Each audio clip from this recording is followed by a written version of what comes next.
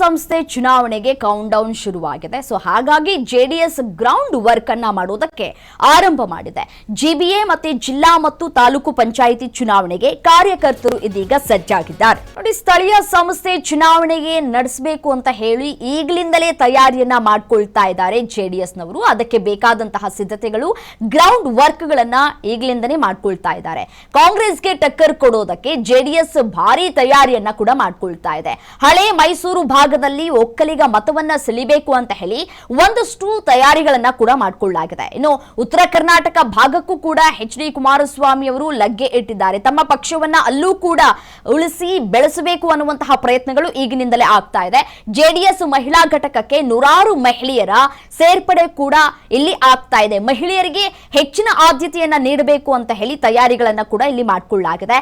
ಸ್ಥಳೀಯ ಸಂಸ್ಥೆಗಳಲ್ಲಿ ಮಹಿಳೆಯರಿಗೆ ಹೆಚ್ಚಿನ ಅವಕಾಶವನ್ನ ಕೊಡಬೇಕು ಅಂತ ಹೇಳಿ ಎಚ್.ಡಿ. ಕುಮಾರಸ್ವಾಮಿ ಅವರು ಒಂದು ತೀರ್ಮಾನವನ್ನ ಕೂಡ ಕೈಗೊಂಡಿದ್ದಾರೆ. ಅದರಂತೆ ಮಹಿಳೆಯರಿಗೆ ಭರವಸೆಯನ್ನ ಕೂಡ ಕೊಡ್ತಾ ಇದ್ದಾರೆ. ನೋಡಿ, ಸ್ಥಳೀಯ ಸಂಸ್ಥೆಗಳ ಚುನಾವಣೆಗೆ ರಾಜಕೀಯದಲ್ಲಿ ಚಟುವಟಿಕೆಗಳು ಗರಿಗೆದ್ರಿವೆ.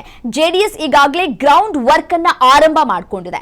ಬಿಜೆಪಿ ಜೊತೆ ಶೀಘ್ರದಲ್ಲೇ ಸಮನ್ವಯ ಸಮಿತಿ ರಚನೆಗೆ ಮುಂದಾಗಲಿಕ್ಕಿದೆ ಜೆಡಿಎಸ್. ಮತ್ತೊಂದು ಕಡೆ ನೋಡಿ, ಬಿಬಿಎಂಪಿ ಚುನಾವಣೆ ಬಳಿಕ ಜಿಲ್ಲಾ ಪಂಚಾಯಿತಿ ಮತ್ತು ತಾಲೂಕು ಪಂಚಾಯಿತಿ ಚುನಾವಣೆ ನಡೆಸುವಂತಹ ಒತ್ತಡವೂ ಕೂಡ ಸರ್ಕಾರದ ಮೇಲಿದೆ. ಸೊ ಹಾಗಾಗಿ ಆ ಎಲ್ಲಾ ಚುನಾವಣೆಗೆ ಬೇಕಾದಂತಹ ಸಿದ್ಧತೆಗಳನ್ನ ಈಗಲಿಂದಲೇ ಒಂದ್ ಕಡೆ ಜೆಡಿಎಸ್ ಮಾಡ್ಕೊಳ್ತಾ ಇದೆ.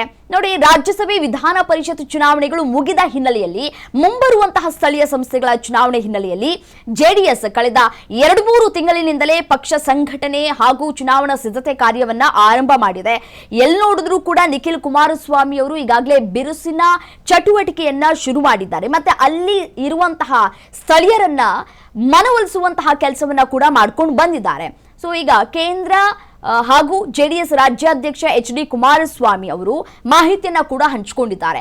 ಜೆಡಿಎಸ್ ಮಹಿಳಾ ಘಟಕದ ಸಭೆಯಲ್ಲಿ ಹೆಬ್ಬಾಳ ಹಾಗೂ ಬನಶಂಕರಿ ಭಾಗದ ನೂರಾರು ಮಹಿಳೆಯರು ಪಕ್ಷಕ್ಕೆ ಈಗಾಗಲೇ ಸೇರ್ಪಡೆ ಕೂಡ ಆಗಿದ್ದಾರೆ. ಈ ಸೇರ್ಪಡೆ ಆದ ಬಳಿಕ ಸುದ್ದಿಗಾರರೊಂದಿಗೂ ಕೂಡ ಮಾತನಾಡಿದ್ದಾರೆ ಕುಮಾರಸ್ವಾಮಿ ಅವರು.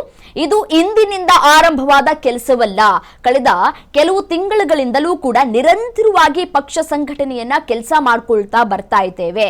ಮುಂಬರುವ ಗ್ರೇಟರ್ ಬೆಂಗಳೂರು ಅಂದ್ರೆ ಈ ಜಿಬಿಎ ಎಲೆಕ್ಷನ್ ಆರಂಭ ಆಗಬೇಕಾಗಿದೆ. ಸೊ ಅದಕ್ಕೆ ಬೇಕಾದಂತಹ ಸಿದ್ಧತೆಗಳನ್ನ ಕಳೆದ 2-3 ತಿಂಗಳಿನಿಂದಲೂ ಕೂಡ ಮಾಡ್ಕೊಳ್ತಾ ಇದೆ ಜೆಡಿಎಸ್. ಮತ್ತೆ ಜಿಲ್ಲಾ ಪಂಚಾಯಿತಿ ಹಾಗೂ ತಾಲೂಕು ಪಂಚಾಯಿತಿ ಚುನಾವಣೆಗಳನ್ನ ಗಮನದಲ್ಲಿ ಇಟ್ಕೊಂಡು, ಮೈಂಡ್ ಅಲ್ಲಿ ಇಟ್ಕೊಂಡು ಕಾರ್ಯಕರ್ತರನ್ನ ಈಗಾಗಲೇ ಸಜ್ಜುಗೊಳಿಸ್ತಾ ಇದೀವಿ ಅಂತ ಕೂಡ ಹೇಳಿದ್ದಾರೆ. ಇದೇ ಸಂದರ್ಭದಲ್ಲಿ ಮಾಜಿ ಪ್ರಧಾನಿ ಎಚ್.ಡಿ. ದೇವೇಗೌಡರು ಕೂಡ ಸ್ಥಳೀಯ ಸಂಸ್ಥೆಗಳಲ್ಲಿ ಮಹಿಳೆಯರಿಗೆ ಮೀಸಲಾತಿ ಕಲ್ಪಿಸುವ ಪ್ರಮುಖ ಪಾತ್ರವನ್ನ ವಹಿಸಿದ್ರು ಅಂತ ಕೂಡ ಇಲ್ಲಿ ಸ್ಮರಿಸಿದ್ದಾರೆ. ಮತ್ತೆ ಈ ಬಾರಿಯೂ ಕೂಡ ಹೆಚ್ಚಿನ ಸಂಖ್ಯೆಯಲ್ಲಿ ಮಹಿಳೆಯರಿಗೆ ಚುನಾವಣೆಯಲ್ಲಿ ಸ್ಪರ್ಧೆ ಮಾಡುವುದಕ್ಕೆ ಅಂತ ಹೇಳಿ ಅವಕಾಶವನ್ನ ಕೊಡ್ತೀವಿ ಅಂತ ಹೇಳಿ ಕುಮಾರಸ್ವಾಮಿ ಭರವಸೆಯನ್ನ ಕೂಡ ಕೊಟ್ಟಿದ್ದಾರೆ.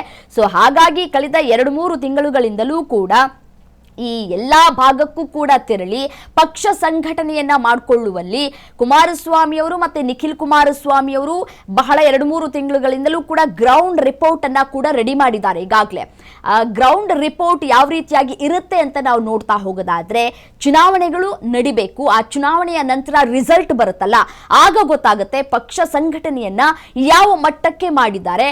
ಪಕ್ಷದಲ್ಲಿ ಈಗೇನು ಬಿಜೆಪಿ ಜೊತೆ ಕೈ ಜೋಡಿಸಿದಾರಲ್ಲ, ಬಿಜೆಪಿ ಮತ್ತೆ ಜೆಡಿಎಸ್ ಕೈ ಜೋಡಿಸಿರುವಂತಹ ಹಿನ್ನೆಲೆಯಲ್ಲಿ ಒಂದು ಸಭೆ ಕೂಡ ನಡಿಬೇಕಿದೆ. ಆ ಸಭೆಯಲ್ಲಿ ಎರಡೂ ಪಕ್ಷದವರು ಕೂಡ ಒಮ್ಮತದಿಂದ ಈ ಒಂದು ಚುನಾವಣೆಯನ್ನ ಎದುರಿಸಬೇಕಾಗುತ್ತೆ.